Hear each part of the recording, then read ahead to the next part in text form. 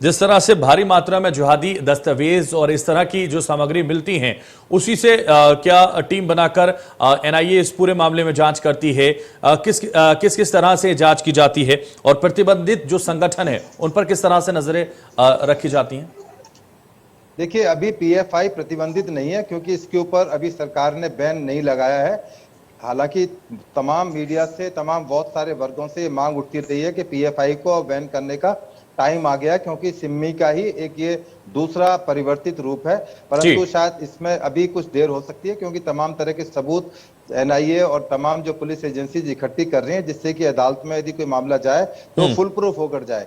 तो जो सामग्री मिलती है उनको पुलिस एनालिसिस करती है, जैसे लैपटॉप मिल रहे हैं या सिम मिल रहे हैं या मोबाइल मिल रहे हैं, उनको फॉरेंसिक लैब में भेजा जाता है। उनसे कुछ चीज रिट्रीव की जाती है, जानकारी इकट्ठी की जाती है कि किन लोगों के साथ इनके संबंध थे, व्हाट्सएप ग्रुप हैं या इंस्टाग्राम पर हैं या दूसरी तरह की जो सोशल मीडिया के द्वारा दूसरे कंट्रीज से कनेक्ट होते हैं, उन तमाम चीजों का इन्वेस्टिगेशन किया जाता है। लोगों से क्रॉस एग्जामिन किया जाता है, पूछा जाता है कि भाई आपका नंबर इनके साथ है, किस तरह से आपके कनेक्शन होते हैं।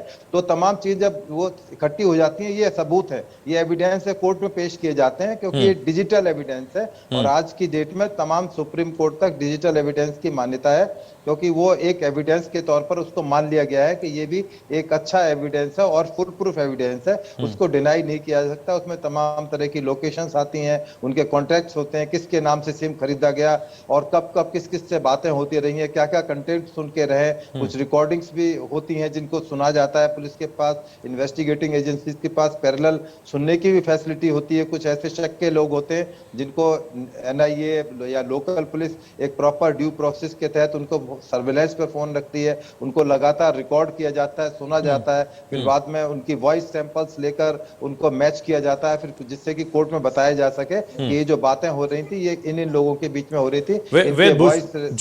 वेदभूषण जी, हमने पीएफआई का जिक्र किया, उसको प्रतिबंधित करना चाहिए। एक और संगठन है जमाते मुजाहिदीन बांग्लादेश, जेएमबी, ये क्या है? देखिए, ये इस तरह के बहुत सारे कुकर मुत्ते की तरह बहुत सारे एसडीपीआई है, या अभी आपने बांग्लादेश का इसका नाम लिया, टर्की से एक एक्सट्रीमिस्ट ऑर्गेनाइजेशन है, वो चला रहे हैं। तो ऐसे ये कोई रिकॉग्नाइज संस्थाएं तो है नहीं, ये तो एक अपना इंडिविजुअल क्रिएट कर लिया किसी ने, लोगों ने मिलकर एक मानसिकता के तहत उनको खड़ा कर लिया। तो ये बांग्लादेश में भी ये जो बता रहे हैं जिसका, उसका एक गठन किया गया है, पर उसका उद्देश्य केवल ये है कि इस तरह की एक्टिविटीज में इन्वॉल्व करना, जिससे कि हिंदुस्तान के अंदर, इसके बारे में भी ये सामने आ रहा है, ये भी आतंकवादी संगठन है।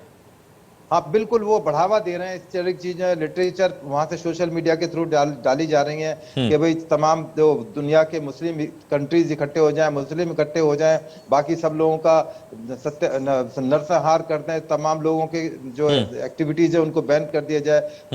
अपना पश्चिम लहराने की पूरे दुनिया के अंदर तैयारी है। तो तमाम जो लिटरेचर की आप बात कर रहे थे, वो लिटरेचर में यही चीजें होती हैं कि किस तरह हम अपने प्रोग्राम को आगे बढ़ाएंगे, कि अपने मकसद को हासिल करने के लिए हम किस एक्सटेंट तक जा सकते हैं, क्या हम लोग कर सकते हैं, क्या हमारी प्लानिंग है, फाइनेंस कहां से होंगे, कैसे लोगों को रिक्रूट किया जाएगा। आजकल तो ऑनलाइन रिक्रूट करने का सिस्टम है कि ऑनलाइन रिक्रूटमेंट की जाती है कि आप हमारे संगठन में जुड़िए, हम आपको फाइनेंशियल सपोर्ट भी करेंगे, आपकी कोई मदद की जरूरत होगी फैमिली में, यदि आपको कुछ हो जाता है तो उसके बाद हम लोग आपकी फैमिली के टेक केयर करेंगे, ध्यान रखेंगे। तो ये तमाम चीजें हैं जो इस तरह के संगठन करते रहते हैं, और उनके पास में चूंकि पैसा भी उनके पास में आता है, दूसरे सोर्सेज से आता है, ब्लैक मनी के मार्केट से आता है, दूसरे ढंग से आता है, तमाम चीजें इस्तेमाल करते।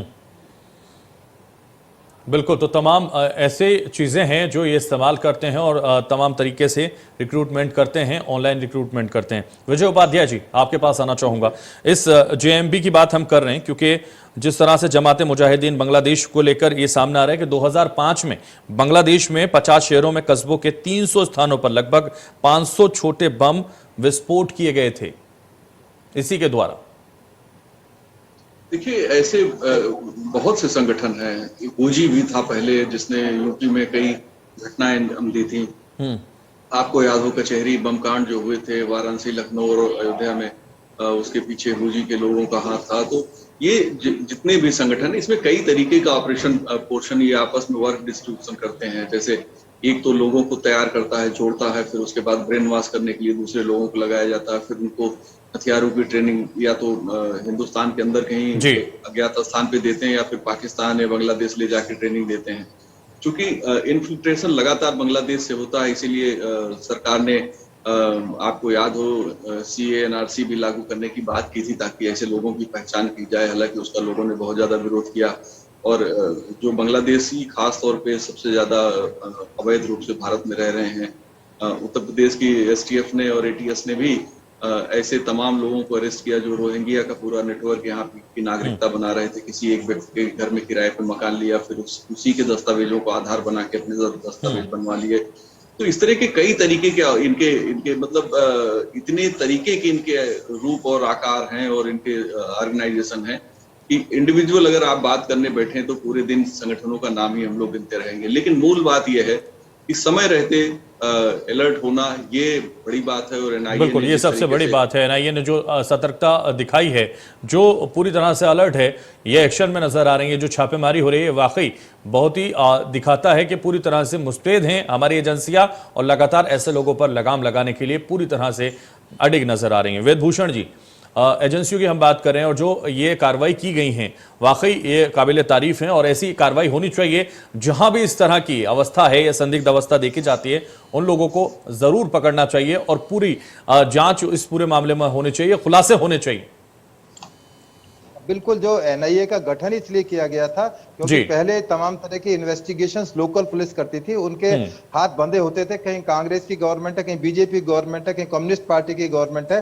तो एक सेंट्रल एजेंसी की जरूरत थी कि जो कोई अक्रॉस इंडिया जाकर उसको पावर दी जाए कि across India respective of political parties वो अपनी इन्वेस्टिगेशन कंटिन्यू कर सके, रेड्स कर सके, अरेस्ट कर सके, सर्च कर सके। तो इसलिए NIA का गठन किया गया था और NIA अब तक जो उसका ट्रैक रिकॉर्ड रहा है बहुत ही प्रोफेशनल तरीके से उन्होंने अपने काम को सरंजाम दिया है। जैसे CBI हमारे यहाँ प्रीमियर इन्वेस्टिगेटिंग एजेंसी है, इसी तरह NIA भी बहुत अच्छी एजेंसी के रूप में काम कर रही है। जो तमाम प्रतिबंधित संगठन है या इस तरह की चीजें हैं उन्होंने क्रैक डाउन किए हैं, बड़े बड़े ऑपरेशंस किए हैं और तमाम चीजों को उन्होंने प्रोसिक्यूट किया है। कोर्ट में भी उनका एक अच्छा रिकॉर्ड माना जाता है। उनको माना जाता है कि इनकी जो इन्वेस्टिगेशन है और उनका जो लेवल है बहुत ही साइंटिफिक तरीके से है और तमाम चीजें बारीकियों से इन्वेस्टिगेट करने के बाद में कोर्ट में पेश की जाती हैं। तमाम जो चीजें हैं कोर्ट उनको सुनने के बाद में उनमें कन्विक्शन करती है।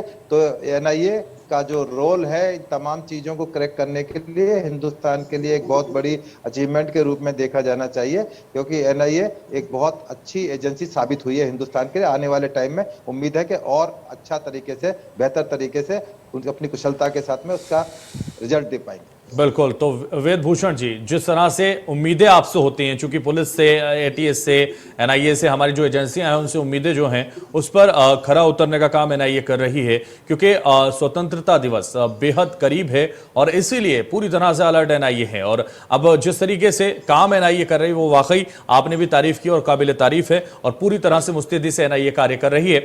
ये सबसे अहम है कि अब जो कार्रवाई हो रही है उसमें खुलासे होने की जरूरत है और NIA उस पर भी खरा उतरने का काम करेगी। हमारे साथ आप चर्चा में जुड़े, चर्चा में वक्त की पाबंदी है, इसलिए वेदभूषण जी बहुत शुक्रिया आपका। विजय उपाध्याय जी हमारे साथ जुड़े, आपका भी बहुत शुक्रिया। फिलहाल सवाल तो बनता है, मैं बस इतना ही, दीजिए मुझे इजाजत और आप देखते रहे इंडिया न्यूज उत्तर प्रदेश।